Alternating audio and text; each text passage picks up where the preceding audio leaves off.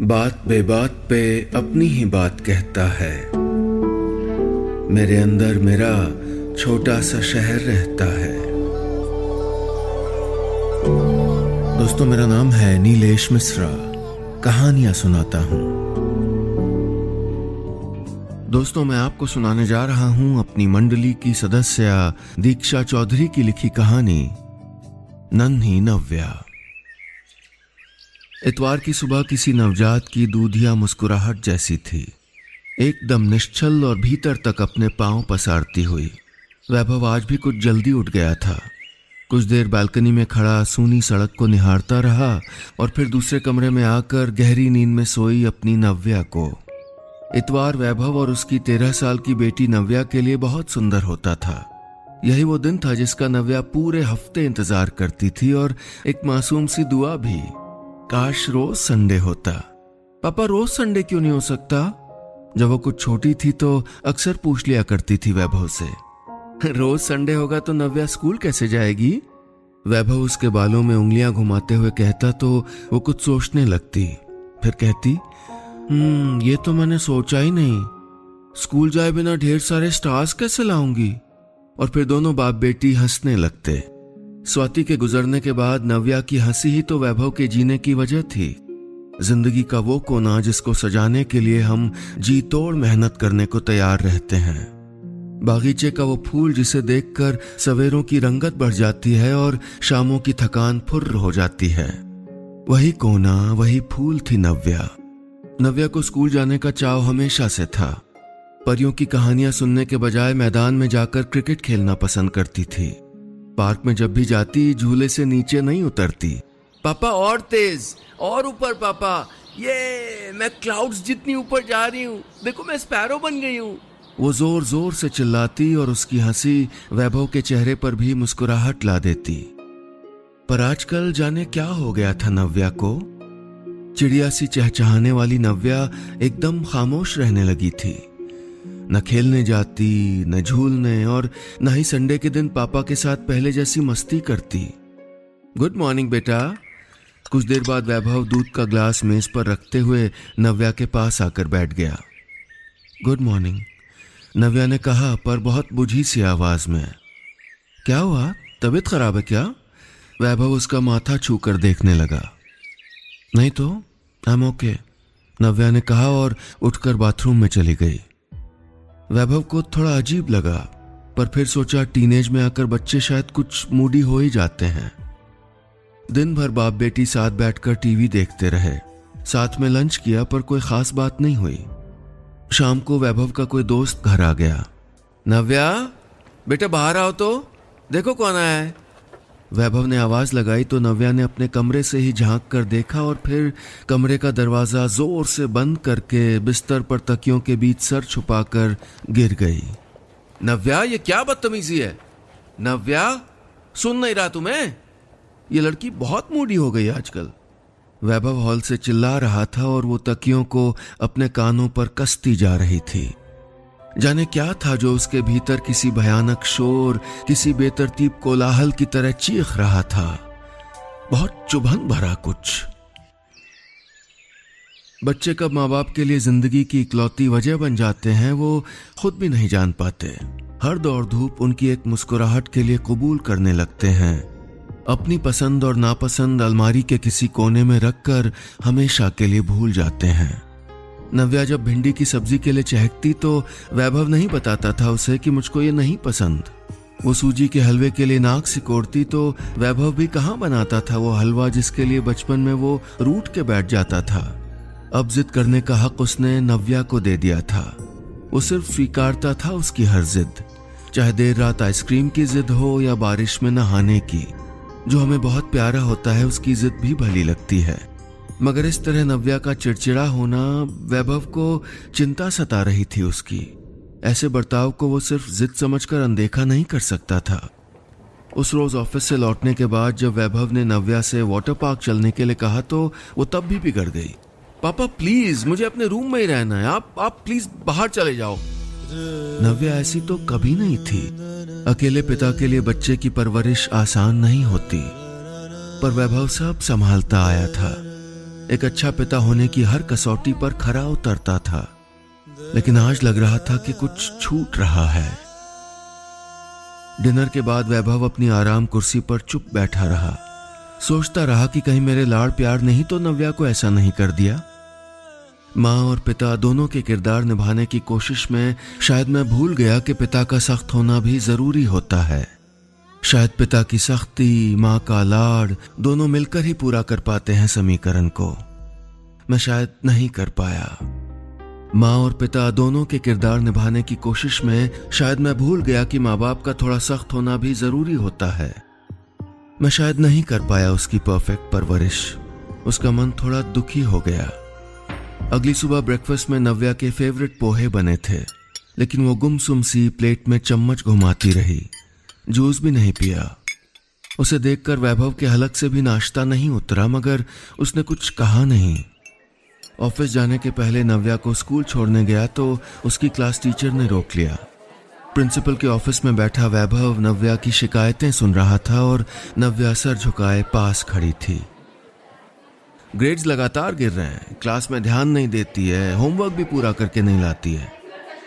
नव्या, ये क्या सुन रहा हूं मैं? What's your problem? वैभव अचानक से नव्या पर चीखा। नव्या ठिठक गई। 2 आंसू उसके गालों पर लुढ़क आए। पापा को इतनी तेज आवाज में बात करते उसने पहले कभी नहीं सुना था। ऑफिस से निकली तो सिसकियों के बीच ठीक से सांस भी नहीं ले पा रही थी। नव्या, रुको! एक सख्त आवाज ने उसे रोक दिया। पलटकर देखा तो मैथ्स वाले गुप्ता सर खड़े थे। वो करीब आ रहे थे और नव्या सहमती जा रही थी। चाहती थी वहां से भाग जाए, पर कदम जैसे जम गए थे वहीं। हर स्पर्श की अपनी एक भाषा होती है। हर छुअन धीमे से कान में कुछ फुसफुसाती भी है। गुप्ता सर का स्पर्श नव्या के लिए उन शापित शब्दों जैसा था जो गहरे जख्म उकेर देते हैं। ये वही भाषा थी जो आत्मा को नोचती सी जान पड़ती है। इतनी बुरी संवेदना के अपने अस्तित्व से खींच होने लगे। सिर्फ 13 साल की थी नव्या। खेल के मैदानों और ऊंचे झूलों के बाद दुनिया का जो चेहरा उसके सामने आया वो इस बुरे स्पर्श के लिबास में।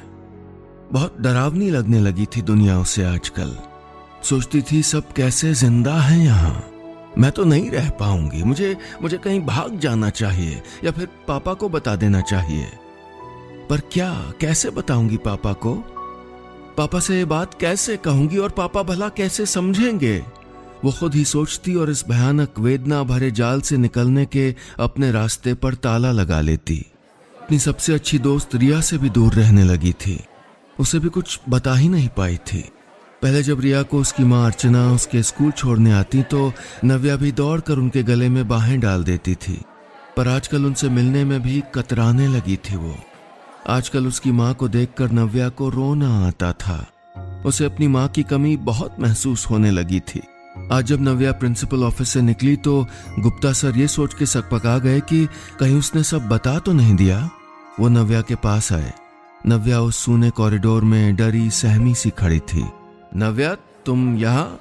कोई काम था तो मुझसे कह देती। वो बोले नव्या के गाल थपथपाते हुए। नव्या को उनकी आवाज किसी राक्षस जैसी लगती थी। नहीं सर, वो पापा कंप्लेंट। नव्या के टूटे से वाक्य और लड़खड़ाते से शब्द सुनकर राक्षस की आंखें कुछ देर थमी रहीं, फिर अचानक थोड़ा फैल गईं। कौन सी कंप्लेंट? वो तल्ख आवाज में बोले।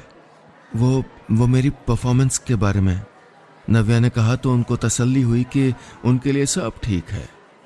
अरे तुम्हारे परफॉर्मेंस को क्या हुआ? You are a very intelligent girl. वो हंसते हुए बोले। इस समय उनकी उंगलियां नव्या के गालों से उतरकर उसकी गर्दन पर रेंग रही थीं। फिर वही अनचाहा स्पर्श। क्लास के लिए देर। नव्या ने इतना कहा और उनका हाथ झटके से हटाते हुए दौड़ गई। सोचती रही कि काश ऐसे ही भाग जाती वहां जहां सब पापा की तरह अच्छे होते। नव्या वहां से भागी पर क्लास में नहीं गई। खुद को बाथरूम में बंद करके बैठ गई। जानती थी कि अगली क्लास गुप्ता सर की है। क्लास में वो उसको घूरते रहेंगे। वो कभी अपनी नजरें चुराने की कोशिश करेगी तो कभी अपने पैर स्कर्ट में पूरी तरह छुपा लेने की, पर सब बेमानी रहेगा। वो नहीं बच पाएगी और न ही झेल पाएगी एक और पल उन नजरों को जो उसके वजूद पर काले बादलों सी छाई हुई है।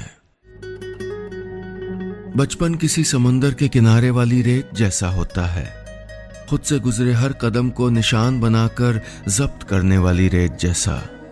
वो निशान जब तक जिंदा रहते हैं तब तक कोई ठंडी सी लहर आकर सब पहली सुबह जैसा न कर दे। नव्या की वो पहली सुबह, वो ठंडी लहर कहीं बहुत दूर खो गई सी जान पड़ती थी। न वो वैभव से कुछ कह पा रही थी और न वैभव को कुछ समझ आ रहा था। वो कैसे सोचता कि ऐसी भी कोई बात हो सकती है। उसके लिए तो नव्या बहुत छोटी थी। वो सोचता था कि उसकी नन्ही परी के साथ कुछ गलत कैसे। दरअसल वो एक भी कठोर कड़वा शब्द अपनी नन्ही परी के साथ जोड़कर सोचता तक नहीं था। ऑफिस में उसे किसी जरूरी कैंपेन को हेड करने का जिम्मा मिला था। वो देर से घर लौटता और सुबह भी हड़बड़ी में निकल जाता। कई बार नव्या को वक्त न दे पाने की चिंता होती तो सोचता कि इस प्रोजेक्ट के बाद नव्या को किसी अच्छी जगह ट्रिप पे लेके जाएगा, शायद नव्या का अनमनापन ठीक हो जाए। वक्त की बेड़ियों में कसे अपने मन को आजादी के सपने दिखाना, तसल्लियां देना हम सब खूब अच्छे से जानते हैं। नव्या की मुश्किलें और भी बढ़ती जा रही थीं। वो कभी पेट दर्द तो कभी सर दर्द का बहाना लगाकर जब भी स्कूल जाती गुप्ता सर उसको रोक ही लेते। कभी क्लास के बाहर, कभी किसी सूने कॉरिडोर में, कभी स्कूल के बाहर मेन गेट पर, और फिर वही घिनौना स्पर्श चेहरे पर, कलाई पर, कभी गर्दन पर। टीचर होने को एक आसान मौके की तरह ले लिया था उस हैवान ने। शायद भूल गया था गुरु होने के असली मायने, या शायद उसका पुरुष होना उसके किसी भी और ओहदे को दबा रहा था। अपने गंदे इरादे उस मासूम पर जाहिर करते हुए उसकी आत्मा क्या उसको धिक्कारती नहीं थी? नहीं रोकता था उसे यह ख्याल कि उसका बोया जहर एक मासूम को ताउम्र डसता रहेगा। स्कूल असेंबली में समर वेकेशंस की अनाउंसमेंट हुई तो नव्या के मन पर एक मलहम सा लगा। कुछ महीने ही सही, पर एक तपती दीवारों वाले नरक से मुक्ति का मलहम। मगर यह उम्मीद भी कुछ पलों में छिन गई। अगली शाम पापा ने कहा, तुम्हारे मैथ्स टीचर का फोन आया था, तो मैथ्स में काफी वीक हो तो ट्यूशन के लिए बोल रहे थे। 5 बजे का बैच है, मैं मीटिंग के लिए जा रहा हूं, तुमको ड्रॉप कर दूंगा। ये सुनकर नव्या के माथे पर पसीने की कुछ बूंदें छलक आईं। पर पापा, कुछ पर नहीं बेटा, पढ़ाई पे बिल्कुल कंसंट्रेट नहीं कर रही हो तुम। चुपचाप रेडी हो जाओ, बहुत हुई तुम्हारी जिद, अब बच्ची नहीं हो तुम। सच कहा वैभव ने। उसकी गुड़िया का बचपन ही तो खो रहा था। पापा के गुस्से के आगे वो कुछ नहीं बोल सकी। ठीक 5 बजे वैभव ने उसको गुप्ता सर के घर के सामने ड्रॉप कर दिया। जब वैभव चला गया तो नव्या कुछ देर वहीं खड़ी रही, कुछ काली स्मृतियों और परिचित से डर में घिरी हुई। फिर चल पड़ी, घर के भीतर नहीं, किसी अनिश्चित दिशा में, बस इतनी दूर कि वो बुरा स्पर्श उसे खोज ना पाए। मन पर लगे आघात किसी ठौर थमने नहीं देते। लगता है कि इन दर्द से रिश्ती दीवारों का कहीं कोई मलहम नहीं, सिवाय सबसे कहीं दूर भाग जाने के। नव्या इसी हालत में थी। गर्मी की शाम के 6 बजे थे। वो कौन सा मोहल्ला, कौन सा इलाका था, वो शहर के किस हिस्से में चली आई थी उसको नहीं मालूम। बस चलती चली जा रही थी। उसके साथ चल रहे थे कुछ बदनुमा लम्हे।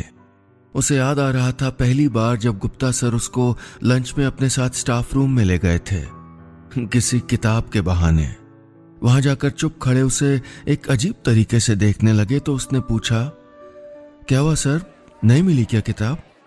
गुप्ता सर उसके करीब आए और बोले, क्या बोले थे? नव्या ने कोशिश की मगर उसे वो शब्द याद नहीं आ सके। याद आई तो उनकी हैवानियत की भाषा में बात करती नजरें, उसे छूती वो निर्लज्ज उंगलियां। वो जोर से रो पड़ी। एक ट्रैफिक से भरी सड़क पर बदहवास सी दौड़ने लगी। वैभव मीटिंग खत्म होते ही उसको लेने गुप्ता सर के घर पहुंच गया। सोच रहा था कि घर जाते हुए नव्या को उसकी फेवरेट आइसक्रीम खिलाऊंगा, लेकिन वहां पहुंचा तो नव्या नहीं मिली। उसने भीतर जाकर गुप्ता सर से भी पूछा। उन्होंने कहा नव्या तो क्लास में आई ही नहीं थी। वैभव ने नव्या की दोस्त रिया के घर भी फोन किया, लेकिन किसी ने फोन नहीं उठाया। वैभव को लग रहा था जैसे किसी ने उसके पैरों के नीचे से जमीन खींच ली हो। जैसे वो एक अंतहीन गड्ढे में बस गिरता जा रहा है, एक अंधकूप में डूबता जा रहा है। कहाँ गई होगी वो, कैसी होगी? ऐसे तो पहले कभी नहीं करती थी। कहीं कुछ हो तो नहीं गया उसे? जाने कितने हादसे आए दिन बच्चों के साथ घटती देश भर की घटनाएं उसके जहन में घूमने लगीं। जैसे डर और अंदेशों की हजारों कतरने उसके सामने लाकर टांग दी गई हों। वो गाड़ी लिए सड़क सड़क भटक रहा था। अपने सवाल पर रोना आ रहा था कि पहले पुलिस स्टेशन फोन करे या हॉस्पिटल। करीब 2 घंटे सड़कें छान मारने के बाद वो हार कर बिखरने को था कि मोबाइल की घंटी बजी। रिया की मम्मी अर्चना का फोन था। शाम के धुंधलके से घबराकर नव्या उनके घर चली आई थी। वैभव जितनी जल्दी हो सका वहां पहुंच गया। नव्या चुपचाप रिया के साथ सोफे पे बैठी थी। वैभव ने दौड़ के उसे गले से लगा लिया। रास्ते भर सोच रहा था उसे खूब डांट लगाऊंगा, सख्ती बरतूंगा, लेकिन ऐसे ख्याल सब हवा हो गए थे। उसकी लाडली अपने पापा के सीने से चिपकी सिसक रही थी। वो देर रात तक वहीं रुके रहे। अर्चना नव्या का बिहेवियर नोटिस कर रही थी। रिया से भी सुनती आ रही थी कि वो कुछ अजीब सी हो गई है। जब वैभव पास नहीं था तो वो उसके पास गईं और सर सहलाते हुए बोली, नव्या, मेरे बच्चे, तुम्हें कोई परेशानी है क्या? देखो, तुम मुझे बेस्ट फ्रेंड समझ के बता सकती हो, मुझे रिया की नहीं अपनी मम्मा समझ के। नव्या का मन जैसे कब से इसी हथेली, इसी कंधे के इंतजार में था। वो फूट पड़ी। एक अनकहा भयानक सच आज वो कह देना चाहती थी। मन में दबे भेद खोलने के बच्चों के अपने नियम होते हैं। जिन आंखों में दुलार दिखे उन्हें हर बात बता देंगे, पर जब तक वो दुलार उनका पूरा विश्वास न जीत ले, उनकी झिझक न तोड़ दे, वो एक शब्द नहीं कहेंगे। वैभव यहीं आकर कमजोर पड़ गया था और अर्चना उसकी दोस्त बन गई थी, उसकी राजदार, उसके जैसी। नव्या कुछ देर खामोश रही। नव्या, प्लीज बताओ ना बेटा, मैं किसी से नहीं कहूंगी, पक्का। और फिर तुम्हें भी बताऊंगी एक बात अपने बचपन की। अर्चना ने उसके नन्हे हाथ अपनी हथेलियों के बीच ले लिए और उसके सर से अपना सर टिका दिया। नव्या भूल गई कि वो उसकी दोस्त की माँ है। ममता को जाहिर करने और महसूस करने के बीच अपने पराये की सीमाएं, रिश्तों के लेबल अक्सर बहुत छोटे पड़ जाते हैं। वो गुप्ता सर, नव्या सिर्फ इतना बोलकर चुप हो गई। गुप्ता सर क्या बेटा? उन्होंने फिर पूछा। वो मुझे, नव्या रो पड़ी। उसकी रुलाई के बीच कभी कभार कोई शब्द सुनाई देता, वरना सिर्फ उसकी सिसकियां। वैभव कमरे के दरवाजे पर खड़ा था। उसने भी सब सुन लिया था। वो नव्या के पास आकर बैठा और कसकर उसको गले से लगा लिया। आंखों में आंसू थे और मुट्ठियां गुस्से में कस रही थीं। उसे लग रहा था जैसे हालात ने उसके मुंह पे तमाचा जड़ दिया हो, उसे याद दिलाया हो कि परवरिश का एक पहलू ये भी है। बच्चों के मन की सुध लेना उतना ही जरूरी होता है जितना उन्हें समय पर नाश्ता देना या स्कूल छोड़ना या कोई और भी जरूरत पूरी करना। अगले ही दिन वैभव ने स्कूल मैनेजमेंट में उस टीचर की कंप्लेंट कर दी। पुलिस में भी रिपोर्ट दर्ज करवा दी। उसे उसके किए की सजा मिलना तो तय हो गया था, मगर नव्या के कोमल मन पर पड़ी लकीरें अब तक कायम थीं। वो नहीं हो पाई थी अब तक पहले सी बेलौस और बेपरवाह। अजनबियों को देखकर अब भी डरती थी। वैभव ने ऑफिस से छुट्टी ले ली। नव्या कहीं भी जाती उसका हाथ कस के थाम लेती, अपने पापा की मौजूदगी जैसे खुद को याद दिला रही हो। वैभव यकीन दिलाना चाहता था उसे कि तुम्हारे पापा हमेशा तुम्हारे साथ हैं, दूर हो तब भी। वो उससे ढेर सारी बातें करता, उसे बहादुर लड़कियों के किस्से सुनाता और हर किस्से में लड़की का नाम नव्या रख देता। नव्या जरा सा मुस्कुरा देती। पापा का दुलार उसे फिर से मजबूत करने लगा था, मगर डर का कोई कतरा अब भी अटका पड़ा था। उस शाम वो पार्क गए तो वैभव ने उसे झूले पे बिठा दिया। वो मना करती रही पर वैभव ने एक नहीं सुनी। वो झूले देने लगा, जोर से और जोर से, इतना तेज कि नव्या के पैर टहनियों को छूने लगे। You are my brave girl Navya, you are brave. Vaibhav चिल्ला रहा था और झूले की रफ्तार और बढ़ाता जा रहा था। कुछ पल बाद नव्या की हंसी उसके कानों में पड़ी, वही बेफिक्र हंसी। बच्चों का विश्वास तोड़ना बहुत आसान है, लेकिन उसे जोड़ पाना मुश्किल तो है पर असंभव नहीं। और तेज पापा, और तेज। मुझे क्लाउड्स के बीच जाना है। मुझे स्पैरो बनना है पापा। अब नव्या चिल्ला रही थी और वैभव मुस्कुरा रहा था। आंखों के नम किनारों पर एक सुकून एक बार फिर आशियाना सजाने लौट आया था, और नन्ही नव्या की हंसी भी। बस इतनी सी थी ये कहानी।